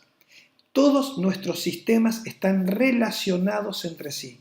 Cuando un sistema falla, el resto del cuerpo entra en falla. O sea, pierde su característica de unidad. O sea, unidad no como la expulsión de lo distinto, sino en donde cada parte componente distinta de un organismo es y se debe al resto de los otros órganos o al resto de las otras funciones. Es colaborativo y eso pasa en la arquitectura. ¿Cuáles son las 5 dimensiones básicas que tiene toda arquitectura de cualquier época? Y que fíjense ustedes, ya lo habrán leído, forma parte del trabajo práctico. ¿Cuáles son? La dimensión funcional, la dimensión formal, la dimensión espacial, la dimensión tecnológica y la dimensión lingüística. Estas dimensiones pueden observarse por separados, pero la arquitectura, en este caso Reich, tiende ¿a qué? A que cada una de estas dimensiones no sea fácilmente identificable separada del resto, sino que todas están presentes de manera colaborativa. La estructura se funde con la tecnología para producir el espacio. El espacio genera un lenguaje. Ese lenguaje, a su vez, representa el espacio y la función que se desarrolla. A eso es lo que nos referimos cuando hablamos de sistema organicista. Fíjense la planta, es similar también al edificio Larkin que vimos recién. Miren la planta del edificio Larkin. Un gran volumen, miren la planta, un gran volumen y otro volumen más pequeño que está adosado a él. Si volvemos al edificio del templo unitario, pasa lo mismo. Son 2 cuadrados en planta, uno más grande y uno más pequeño, que se interrelacionan entre sí y que cada uno de ellos tiene funciones diferentes. Aquí, casi en planta, podríamos anticiparnos a ese aspecto de la arquitectura que se va a desarrollar fuertemente en la década del 20, aquello de la forma sigue a la función, o sea, la forma exterior permite comprender que en su interior se radican diferentes funciones. En el caso del templo unitario, miren la planta, el cuadrado en planta más pequeño es que es abajo, miren a la izquierda ahora, es precisamente el lugar del templo, rodeado por los balcones donde se sientan los feligreses. Fíjense que a diferencia de la planta cristiana tradicional que es longitudinal, acá se tiende a una idea de centro, en donde todos los feligreses se reúnen en torno a ese centro. O sea, ahí está la idea de unidad justamente. Mientras que el cuadrado en planta más grande, ¿qué son? Bueno, son las apoyaturas funcionales de la función litúrgica, donde tenemos el hall que relaciona un volumen con otro, vemos terrazas, vemos también la parte de vivienda, sobre todo de quien lleva adelante la liturgia. O sea, distintas cuadrados en plantas para distintas funciones. Ahora, ¿hay aquí, observen, en un sentido longitudinal, un eje de simetría? Sí lo hay. Nuevamente, aquí hay un control clásico en la planta. Algo que era absolutamente lógico si nos situamos a principios del siglo XX. Vemos el corte abajo. Hay una idea de también centralidad y de orden clásico a partir de eje de simetría. Ninguna duda. Ese corte es el que nos está mostrando precisamente el templo que nosotros vemos representado en esa imagen que está abajo a la izquierda. Y un poco más adelante, en 1908, son obras todas muy, muy cercanas, obras maestras muy cercanas que desarrolla Reich en esta primera fase de su obra, y esta va a ser singularmente importante, que va a ser la casa Robbie. El señor Robbie es un amigo de la infancia de Reich que le pide justamente el diseño de su casa en uno de los suburbios de la ciudad de Chicago. Vamos a ver más adelante, pero acá simplemente para adelantar, pronuncié la palabra y el término suburbio. Lo que se entiende como suburbio en Estados Unidos es radicalmente a lo que entendemos nosotros como suburbio en la Argentina y Latinoamérica. Para nosotros, en nuestra ciudad, el suburbio es que es el lugar más alejado del centro en donde baja la calidad de vida. ¿Sí? Fíjense, piensen en nuestras ciudades. Cuanto más lejos del centro de una ciudad nos vamos, es donde aparece la ciudad informal, los colchones de pobreza, etc. En Estados Unidos es al revés. El suburbio es la zona en donde habita mucha gente y donde se construyen sus propias casas. O sea, se habita en el suburbio, se trabaja en el centro. La casa Robbie va a ser un ejemplo magnífico de esta primera etapa de Reich, que va a coronar, por así decir, esta primera etapa, en donde se van a potenciar aspectos de esta arquitectura organicista en cuanto a la estrecha interrelación de las 5 dimensiones arquitectónicas que nombramos, pero también Reich va a comenzar lentamente, aquí de una manera muy primaria, a establecer analogías con la naturaleza. Fíjense la planta, vamos a las plantas que tenemos a la izquierda. Entre la sala de billar y la sala de juego de los chicos que vemos en la planta, en el centro que tenemos nuevamente que la chimenea, el hogar. Eso va a articular el centro de desarrollo de la planta tanto en planta, valga la redundancia, como en alzada. Miren precisamente las fotos que tenemos a la derecha y cómo hacia el centro de la casa hay una mayor densidad volumétrica, densidad constructiva, y vemos cómo la chimenea aflora por encima de la cubierta, dando la idea de que de un orden vertical, eso lo vemos de afuera, ¿no? Un orden vertical que se debe a la chimenea en planta, que actúa como una especie de tótem, como el soporte a partir del cual se desarrollan longitudinalmente las plantas y que se referencian y representan exteriormente, sobre todo, con esos extraordinarios aleros, monumentales aleros, sin soporte, fíjense ustedes, que parecen estar flotando. Esto se debe también, esta idea, casi fíjense ustedes, de una obra de arquitectura aerodinámica. Pareciera estar diseñada para los efectos de vencer de la acción del viento. cual como si de un coche de carreras se tratara. Es que acá hay una fuerte analogía precisamente con la máquina, con la modernidad, con la velocidad, si bien la obra, claro está anclada a su terreno. Otra cuestión que hemos visto en los dos edificios anteriores, fíjense que prácticamente la vivienda no establece una relación visual hacia el exterior. Las ventanas que las hay están como escondidas al fondo de la fachada. Primero. Segundo, ¿cuál es la fachada? ¿Dónde comienza y dónde termina la fachada?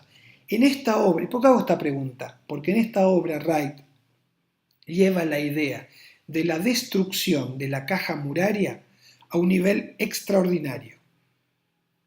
No hay un límite de fachada. Acá lo que vemos son disposiciones de distintos volúmenes, entrantes, salientes, luces, sombras, aleros, que conjugan una obra en donde el concepto de fachada clásica desaparece. Otra cosa, uno se pregunta, ¿dónde está la puerta de entrada? ¿Dónde está el acceso? Bueno, está, por así decirlo, oculto en un lateral. Si ven la planta, la parte de arriba, que es la planta baja, dice Kurt, que es el patio de acceso a la vivienda, y a partir de ahí se dobla a la izquierda y se accede. Y también está el garage, un garage que por entonces no es tanto para el automóvil, si bien puede serlo, sino también para carruajes. O sea, es entrar a ese patio, pequeño patio protegido de la vivienda, para a partir de ahí recién doblar a la izquierda e ingresar. O sea, ahí está el aspecto profundamente también anticlásico de esta obra. En una obra clásica, ¿el acceso siempre es visible? Siempre. ¿Y siempre está situado en el centro? Siempre. Bueno, eso acá no existe. Acá estamos en presencia de una obra maestra ya de la arquitectura moderna. ¿Qué tenemos? Planta libre, existe. Destrucción de la caja muraria, existe. Virtualidad en el sentido de lo interior y lo exterior, también existe. Idea de liviandad y de flotar en el espacio, también existe. Idea de volumen único, se pierde por completo. Son interpenetración de múltiples volúmenes, o sea, es una obra anticlásica 100%. Ahora bien, veamos la planta, sobre todo de las dos plantas, la que está abajo. Donde tenemos el living room y donde tenemos el salón de juego para los chicos. Está marcado ahí la línea de cubierta central, pero que también nos indica ahí una simetría, un control simétrico de ese espacio. Bueno, todavía obviamente están presentes esos controles del diseño de origen clásico, pero ya acá vemos una obra madura de un joven Reich planteando una obra profundamente anticlásica y profundamente moderna. Y para terminar esta parte de Reich, el interior, en donde Reich diseña la totalidad de los elementos constitutivos del espacio. Diseña los muebles, diseña los artefactos de iluminación, diseña las ventanas, diseña los picaportes, diseña absolutamente todo. Y eso, presten especial atención, habla de un sistema, que en el caso de Rey es un sistema organicista, en donde hay una estética que se referencia tanto en la totalidad de la obra arquitectónica como en los pequeños detalles, que es algo que ya dijimos para los vieneses, para los escoceses. Recuerdan ustedes, ya lo hemos visto, el concepto de obra de arte total. O sea, acá hay un punto de contacto en la manera de pensar el diseño entre vieneses, escoceses y Ray en Estados Unidos, que habla de este espíritu de este tiempo. Y para finalizar esta unidad, casi nombrándolo nada más, ustedes ya van a profundizar posteriormente esto en su fase de estudio, es qué pasa cuando hablamos de la ciudad en el marco de la modernidad. Porque hasta acá vimos arquitectura, pero ¿qué pasa con la ciudad? Ciudades a veces existentes y a veces es pensar la ciudad desde un ámbito total y radicalmente nuevo. En este caso vamos a ver dos ejemplos muy diferentes entre sí, con dos lógicas muy distintas, que son lo que ocurre como un ejemplo, entre otros, en Europa, con la propuesta de Tony Garnier para su ciudad industrial, y posteriormente vamos a ver qué pasa en Estados Unidos, sobre todo en la Chicago de Frank Lloyd Wright, con justamente la Escuela de Chicago.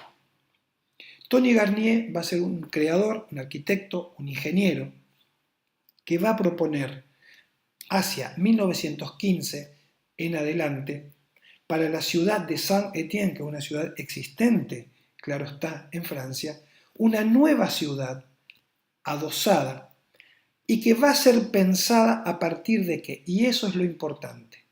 No está siendo pensada como plantea François Chouet para los preurbanistas del siglo XIX, que pensaban las ciudades como un escape a la ciudad industrial o como un escape casi espiritual y utópico para la construcción de una nueva forma de vida.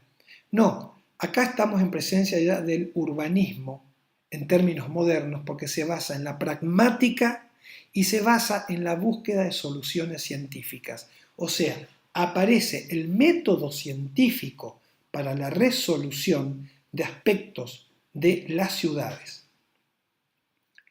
Esta ciudad, la ciudad industrial propuesta por Tony Garnier, está pensada a partir de que de sus sistemas productivos, de la ubicación relativa de diversos sectores de la ciudad en función de la relación con el resto, pero también a partir de la demanda funcional de cada una de ellas.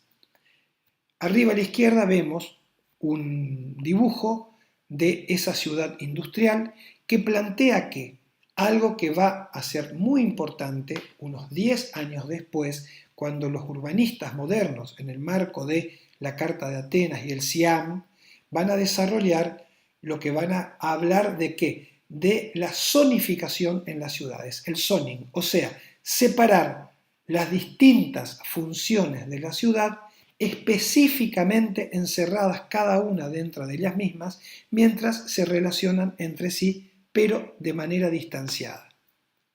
Por ejemplo, miren la planta de abajo a la izquierda. Si ven hacia el centro de esa imagen, hacia arriba, está y dice hospitales. Fíjense que están pensaba eso Tony Garnier, y pues no nos podemos abstraer de lo que estamos viviendo ahora, ¿no? De esta pandemia de coronavirus, cómo pensar nuestras ciudades en épocas de pandemia, ¿no? Que es algo inédito lo que estamos viviendo. Bueno, fíjense que ahí Tony Garnier lo que propone es que los hospitales para esta ciudad estén distanciados de la zona residencial en un área específica en donde se contempla no solamente la distancia entre la residencia y los hospitales, sino también cuestiones tales como los vientos dominantes. O sea, la resolución tomada, ¿de dónde parte? De las demandas funcionales de calidad de vida y de higiene urbana. Vemos también cómo la parte residencial, que está por debajo de los hospitales, está separada de la zona industrial, algo que obviamente se sigue haciendo hoy en día. Y hay un entrecruzamiento de vías ahí, en donde tenemos la estación de trenes que nos conecta, como dice ahí, con la Old Town, o sea, la ciudad vieja de Saint-Étienne. O sea, esta es una ciudad nueva.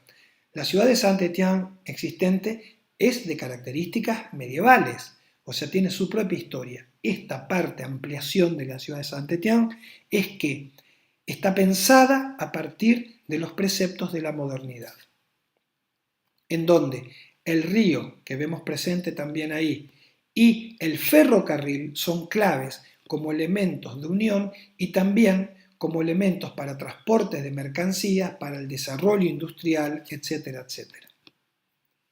Estos son dibujos desarrollados por Tony Garnier y su equipo para esta ciudad industrial, en donde el material para transformar estos proyectos en realidad, ¿cuál es? El hormigón armado, al igual que ¿quién? que Auguste Perret en el marco de esta cultura francesa. Es interesante la imagen de abajo a la izquierda, que es la central de trenes y de transportes colectivos de esta nueva ciudad, que tiene ese objeto casi escultórico de gran altura que marca, ¿sí?, ese lugar importante de la ciudad, como si fuera que, recordando la vieja ciudad de Saint-Étienne con sus iglesias, pero acá no es una iglesia, sino que es como si fuera una torre y que arriba no hay campanas, como una iglesia, sino que hay un reloj. Aquí el reloj es un hecho simbólico absolutamente poderoso, porque marca el ritmo de la vida moderna. Ustedes habrán escuchado más de una vez un término que es el tiempo es oro, ¿sí? El tiempo es oro. Lo habrán dicho incluso, lo habrán escuchado muchas veces, eso de el tiempo es oro. Bueno, ese es un concepto de que el tiempo tiene un valor monetario, el tiempo tiene un valor de mercado que nace con la revolución industrial y se va profundizando en el siglo XX. ¿Por qué? Porque los sistemas productivos basados en la industria, ¿qué pretenden? Producir más en menos tiempo. O sea, cuanto más optimizo el tiempo de producción, obtengo mayor ganancia y mayor plusvalía. Eso va a regir no solamente las ciudades modernas de principios del siglo XX, sino nuestra propia forma de vida actual. El tiempo es oro y eso está representado precisamente en ese enorme reloj montado sobre esa torre. Vemos a la derecha, arriba, la parte del puerto de Saint-Étienne, en donde vemos esas enormes construcciones, pórticos de hormigón, en donde actúan de manera de llegada de pequeños barcos para poder a partir de ahí cargar o descargar mercancías. Pero también Tony Garnier va a proyectar una serie de edificios que van a estar presentes en esta ciudad como una necesidad lógica. Fíjense, en este caso es la Escuela de Enseñanza Profesional y Artística. Pregunto, lo que venimos preguntando a lo largo de toda la unidad, ¿hay acá tradición clásica? Sí, lo hay. Fíjense, control a partir de los ejes de simetría, tripartición, plantas longitudinales, como vemos a la derecha, atravesadas también por ejes de simetría. Vemos diversos espacios que se van interrelacionando entre sí a partir de formas geométricas estables que provienen ¿de dónde? De la composición clásica. O sea, tradición clásica sí hay. Ahora, si volvemos a la imagen de la izquierda, los grandes volúmenes, ¿en qué van a estar construidos? En hormigón. Hormigón a la vista, revocado también, blanco, sin decoración nuevamente. Sin embargo, fíjense que esta obra va a estar flanqueada, los accesos y los laterales, por grandes columnas dóricas. ¿Por qué? Bueno, estamos a principios del siglo XX, nuevamente la tradición clásica está presente, y hay esa relación simbólica entre las columnas griegas y la enseñanza artística. Y, por último, ¿qué pasa con la experiencia urbana en Estados Unidos? Que es vastísima, pero nos vamos a centrar en una solamente de ellas, que es la pragmática urbana también y soluciones científicas que van a estar presentes en donde, en la ciudad de Chicago, a partir de qué? De las propuestas y acciones llevadas a cabo por arquitectos e ingenieros que, si bien no se van a conformar entre sí con este nombre, se los va a identificar en la historia de la arquitectura como la Escuela de Chicago. Escuela no porque sea una escuela donde se iba a aprender, sino escuela porque viendo la totalidad de la escena, del panorama, de lo llevado adelante, lo proyectado y lo construido por estos arquitectos e ingenieros, se tiene un panorama de que, con las diferencias del caso, participan todos de una manera misma de pensar y hacer. O sea, generan una escuela de hacer arquitectura y de hacer ciudad. Estas dos imágenes que tenemos aquí nos enseñan claramente qué es lo que está pasando en una ciudad como Chicago.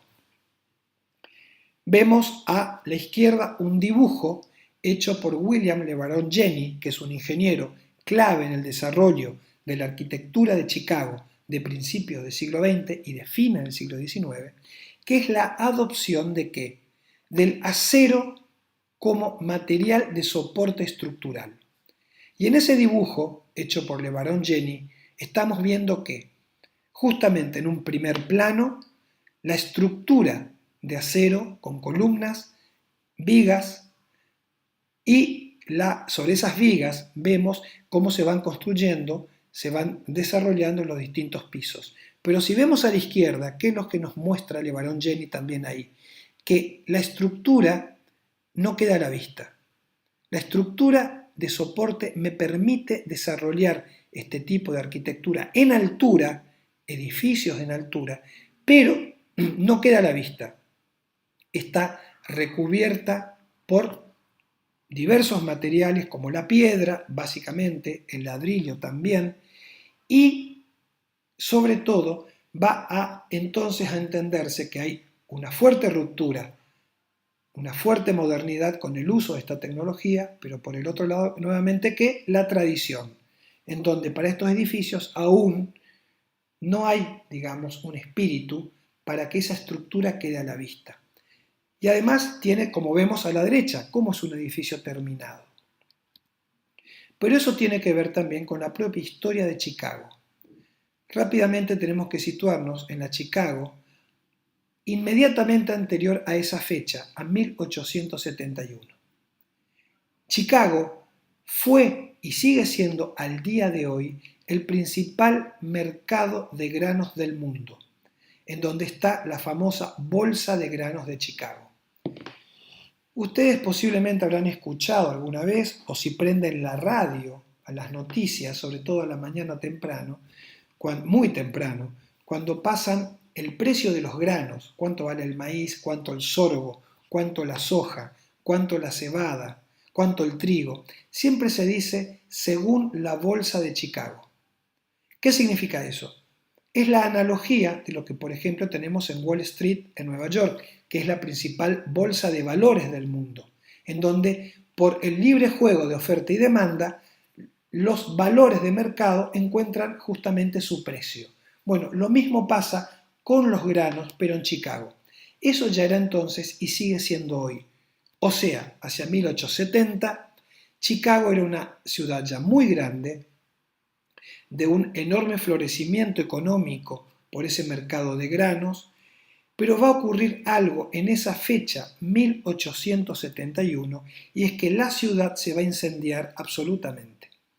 El incendio empieza una noche, una madrugada mejor dicho, en una panadería, y que en cuestión de horas se extiende y arrasa la totalidad de la ciudad. ¿Por qué? Porque la mayoría de los edificios eran de madera, como lo que dijimos hoy, esas tradiciones constructivas, lo hemos visto en Wright, en donde la madera está presente. Fue una noche dantesca en donde se quema casi la totalidad de la ciudad y eso le permite al Ayuntamiento de Chicago repensar la ciudad en una actualización casi desde cero. Salen a partir de este momento nuevos códigos de construcción y nuevos códigos de edificación y de urbanismo para la ciudad de Chicago, en donde va a ser obligatorio que los edificios se construyan con estructura de acero recubierto con materiales ignífugos como la piedra. Es por eso que los edificios en Chicago tienen esa característica material como vemos acá. El edificio en su fase constructiva y el edificio como es cuando ya está terminado. Claro está que lo que ustedes ven en estas dos imágenes no concuerda con el mismo edificio, pero podría ser exactamente así. Estructura de acero, modernidad, ruptura con el pasado, recubiertos con materiales ignífugos como la piedra, y no es solamente un recubrimiento ignífugo que tiene un carácter funcional, sino que adquiere un lenguaje, que en este caso hay referencias al lenguaje neoclásico. Fíjense que el edificio que vemos ahí, el Homes Insurance Building, diseñado y construido por William Le Baron Jenny, tiene un fuerte basamento a altura de vereda con una piedra muy vasta, muy poderosa, un posterior desarrollo en los diferentes pisos en donde se van alternando distintos lenguajes historicistas y finalmente el remate en el cornizamiento superior, o sea, una tripartición clásica. Pero también hay que decir algo, volvemos a la imagen original y en este caso otro edificio construido en Chicago. No, acá no es solamente una cuestión constructiva. Acá lo que vamos a ver en Chicago, hacia fines del siglo XIX, principios del siglo XX, es el nacimiento de una tipología arquitectónica, de un tipo arquitectónico, que hoy por hoy está presente en todas las culturas del mundo. ¿Qué es cuál? El edificio en altura, lo que denominamos el rascacielos, cuando ya es muy alto, pero acá nace el edificio en altura. ¿Por qué? Y acá fíjense la interrelación que hay entre lo que pasó con el incendio, las características de ciudad fuertemente comercial, como es Chicago, las posibilidades técnicas y los nuevos inventos. ¿Por qué? A partir de esta reconstrucción de Chicago, que se moderniza y actualiza su situación como ciudad, son muchísimas las empresas las que quieren situarse en este lugar. Muchísimas. Ahora, el territorio urbano es limitado, la capacidad de tierra es limitada, y cuando eso ocurre, ¿qué hacemos? En vez de expandirnos en una sola planta, ¿qué hacemos? Vamos hacia arriba. Optimizamos la superficie en planta, multiplicándolas las veces que sean posibles o necesarias. O sea que hay una cuestión de demanda de mercado. Hay muchas empresas, muchos negocios, muchos proveedores, muchos profesionales que quieren estar en el centro de la escena comercial. Entonces, ¿qué se hace? Se aumenta la densidad de la ciudad con los edificios en altura. Ahora, esto solo es posible porque hay tecnología que lo permite. Tecnología de soporte estructural como el acero, pero también porque aparecen nuevas invenciones que van a ser revolucionarias y van a permitir esta tipología, que son ¿cuáles? Básicamente tres. La electricidad, que ya está presente, los ascensores, aquí nace el famoso ascensor Otis. El señor Otis es el que patenta el ascensor. Fíjense que Otis al día de hoy sigue siendo una marca de ascensores. El ascensor permite que no tengamos que subir 15 pisos de escalera. Permite justamente que estos edificios en altura, la multiplicación de plantas en altura, sea posible por el ascensor. Pero también aparece otra invención, como es el correo neumático, que es lo que, si queremos reírnos un poco, vendría a ser el email de la época. ¿Qué era el correo neumático?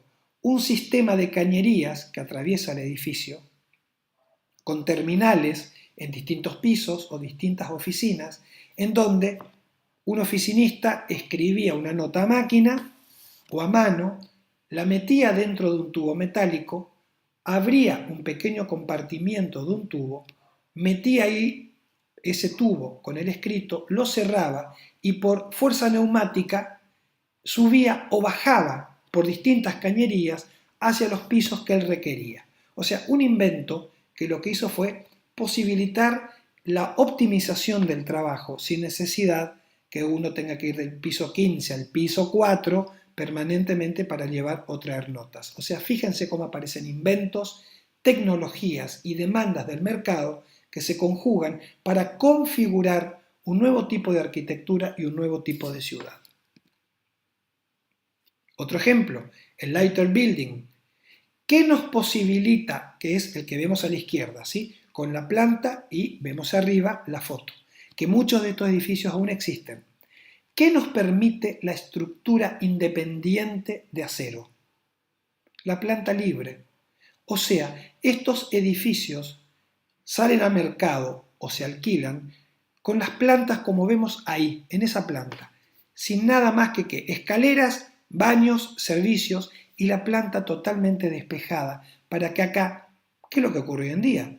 Puede instalarse una empresa, un estudio o quien lo desee y dar formalización interior según gusto y placer y necesidad, o sea, nuevamente la planta libre. Bueno, es todo lo que tengo para contarles acerca de esta unidad 1.